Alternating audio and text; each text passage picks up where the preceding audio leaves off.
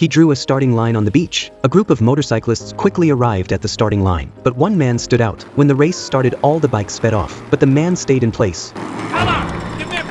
Everyone pushed him with all their might. The man's bike finally moved. He quickly passed the others and reached the turn. Although Bert had already slowed down, the speed was still too fast and he crashed hard to the ground. The other riders took advantage of the moment to catch up. After mocking Bert, they quickly left. That's how Bert lost the race. His girlfriend comforted him on the bike and asked about his plans for the future. Well, I haven't told anyone else this, friend, but I don't reckon I'll be going to. Except I would like to see how fast you'll really go before I fall off the perch, as it were, before I kick the old bucket.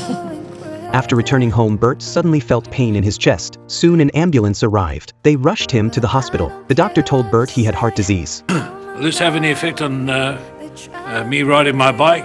Unfortunately, I think your motorcycling days are over. After learning his time was limited, Bert went to the bank to take out a loan. He kept talking about his dreams, but the bank staff only cared about one thing. I think we'd be looking for something more substantial. Something like the deed of title to your property. Bert talked about many things he treasured, but the bank only cared about his assets. So Bert mortgaged his house. He gathered enough money for the trip. He decorated his motorcycle. After placing his passport in the box, Bert began his journey. That night, the townspeople held a farewell dinner for him. But the next day, only his girlfriend came to see him off. This made Bert feel a little disappointed. Actually, Bert knew no one believed in him. After all, he was old, and his motorcycle was older than he was. But Bert believed in one thing. The credit belongs to the man who is actually in the arena. At that moment, they heard a sound behind them. It was the motorcyclist who had bet with Bert. The leader roughly told Bert to roll down the window. Bert didn't know what he wanted, but the leader took out some cash and handed it to Bert. And good luck. You go well.